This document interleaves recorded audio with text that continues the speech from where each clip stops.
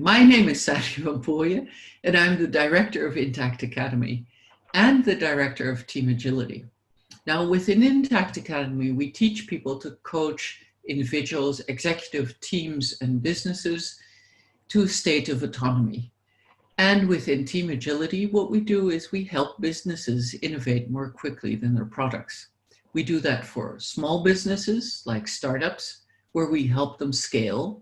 And we do that for large businesses or family businesses, where we help them to keep their traditional feeling of belonging and at the same time innovating their way of leading, cooperating, and partnering. Now, one of the things I'm really fascinated by in this time is the response to COVID, not at an individual level, but more at a business level and at a society level. And the thing we're exploring at the moment is cultural script. Now, we talked about what is cultural script, we talked about the elements of it, and now I want to talk about the functions of cultural scripting. Because I'm fascinated, if cultural scripting is such a limitation to our sense of freedom, why do we keep this cultural scripting going? I have to think of one of my mentors who used to say, freedom is not the absence of responsibility, it's the ability to choose what you're responsible for. And I think that's a beautiful definition of autonomy. And one of the things I'd like to explore in this, why do we maintain cultural scripting and how can we go more towards autonomy, especially in these times of crisis? If you look at why we maintain cultural scripts, actually we can talk about three main functions. Two main functions. So one is survival. So what we see within extreme times is that cultural script helps us define who belongs to the tribe and who gets scarce resources. So from toilet paper to gasoline to who's allowed freedom of movement, it helps us to survive.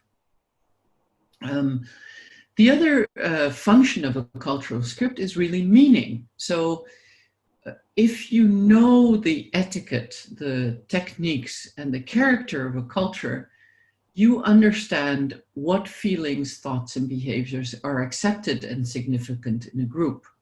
So you can place the behavior and the thinking and the feeling within a context that gives meaning.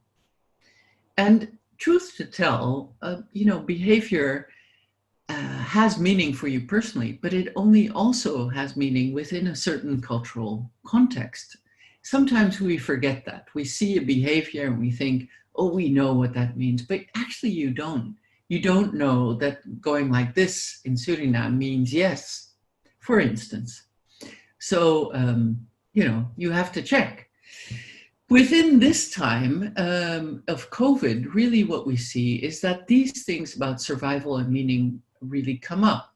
For instance, some people ask me, how is it possible that in Sweden people didn't have a lockdown? How is that possible? And still they have diminishing numbers of people who get sick. I've lived in Sweden for 4 years, and I really am just started to scratch the surface of starting to understand that. And what I understand of that is that in Sweden, in Scandinavia, people are extremely rule-bound and focused on we. So I remember conversations where I said, we were talking about taxes, and people in Sweden say, we like paying taxes because it's good for society. Now, you would never hear a Dutch person say that. Let's stand a Hungarian person, I think. But so when the Swedish government said, look, we're sick, you have to keep distance, it's better to do this, it's better to do that, giving guidelines and not rules, people naturally follow that because people in Sweden are we-focused. They're focused on the well-being of society when push comes to shove. So this cultural scripting, giving meaning and surviving is really important. And this measure of Sweden would never work in Holland because it only has meaning within that context. So that's the frame I want to introduce.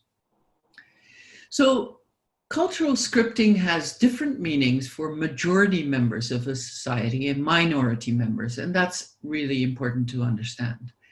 So there's a great book by the Levin brothers. It was written in 1982, and it's called The Function of Discrimination. And if you've never read it, I really recommend it. They were talking at that time about racism and sexism, but we might as well talk about the reactions to COVID as well, and I'll talk about that later. So they said one of the major functions of cultural scripting for the majority members of a society is the displacement of frustration and aggression. Good or bad, if you have someone who is seen as less than in a society, it is a way to displace frustration within that society.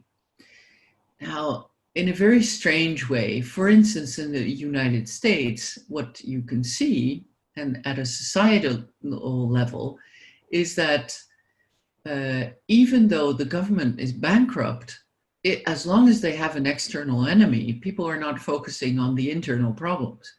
So cultural scripting, being the best, being pioneers in the United States, really is a way to displace frustration and aggression. The other individual function of a cultural script is that it protects self-esteem, because you compare yourself with a negative reference group. You can always say, I'm better than that person. So if you say unhealthy cultural scripting is based on a feeling of supremacy, then if you feel better than the other person, you also feel better about yourself in some theories. And perhaps in a very mild way, I guess, when I remember when I was a child and I wouldn't eat all the food on my plate, my mother would say, oh, there are people in India who have it worse than you. And there was always a mixture of guilt and shame, and also a bit like, oh, I'm supposed to be grateful here for my cultural context. And that's, yeah, it's a very mild form, I guess, of this protecting self-esteem through cultural scripting. The other reason that cultural scripting is maintained at the individual level is that it reduces uncertainty, because you use stereotypes.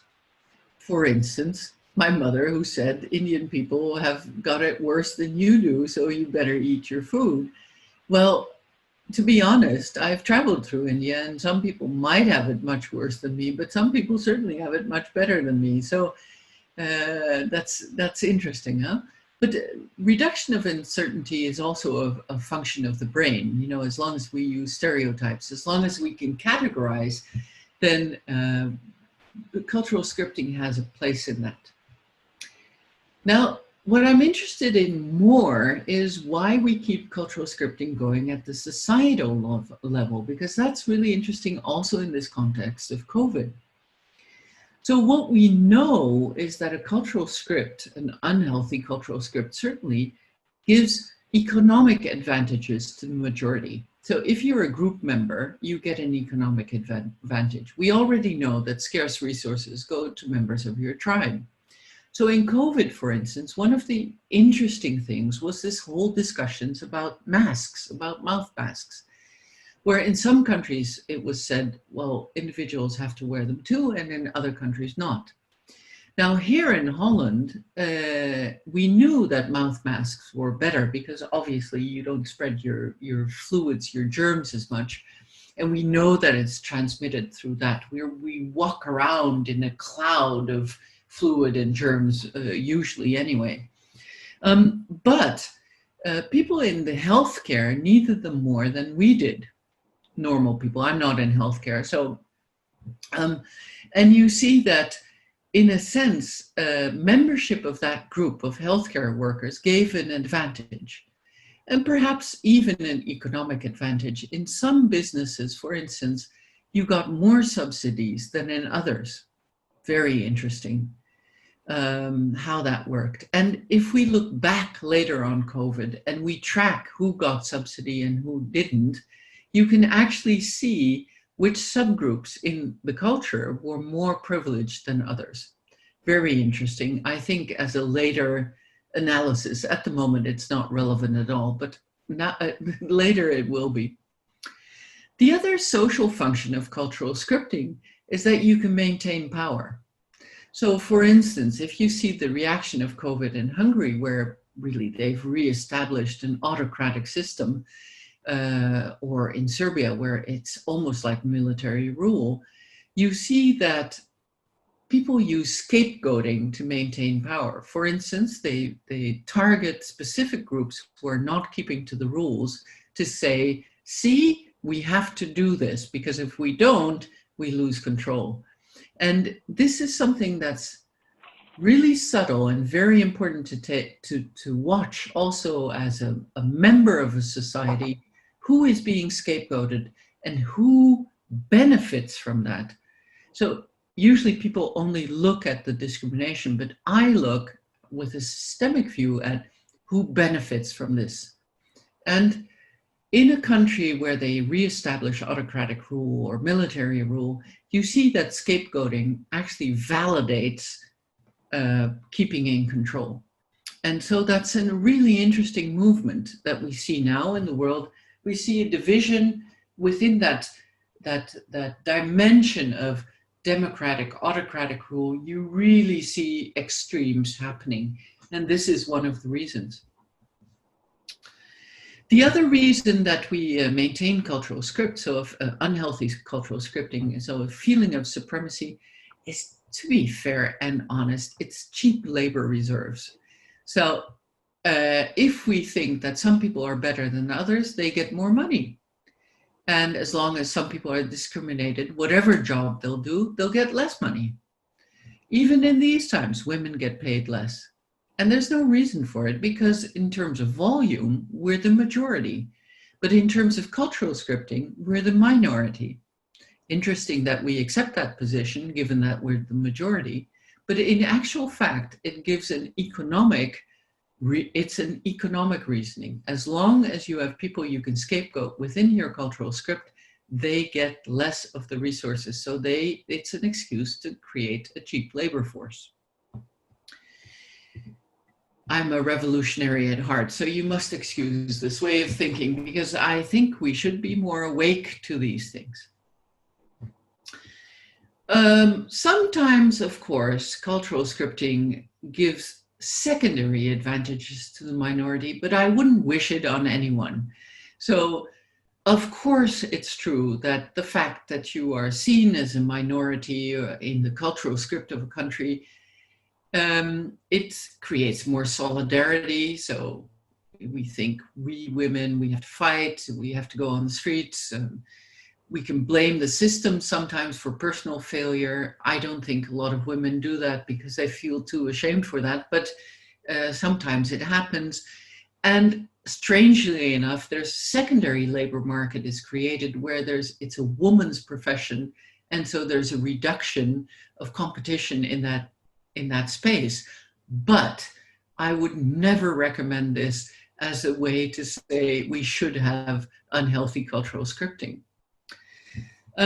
How do we deal with this? Well, it used to be quite simple because old-fashioned cultural scripting was quite blatant. So we knew it was there. It was like women are more emotional than men, for instance. But modern cultural scripting is very subtle and it's rationalized. So, for instance, saying things like, it's a proven fact that migrants are more capable of crime than non-migrants. It's a very inflammatory thing to say. Factually, it's true that there are more people of color in prison than not. But is it the chicken and the egg? So what we see is that this cultural scripting used to be very blatant and much easier to handle, actually. And now it's much more subtle.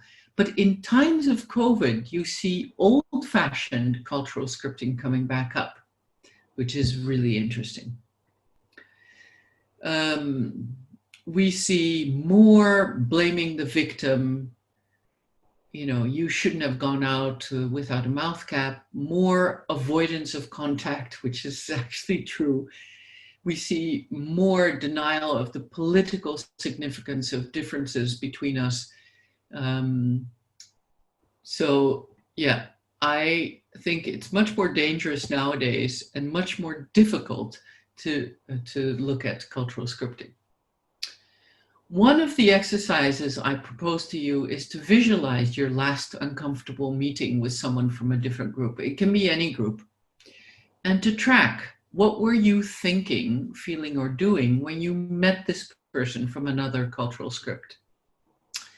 And then to think, what would your father or mother have thought or felt or done if they met this person from another culture? Think about how you may have been hurt by these messages and how these messages may impact your view of yourself. Now look at the end of your life and think, what have you done during your life to value difference? And what have you done to promote the valuing of difference in your life? Because for us, cultural scripting is important to give meaning and for survival, but unhealthy cultural scripting based on supremacy is actually a limitation for growth and innovation.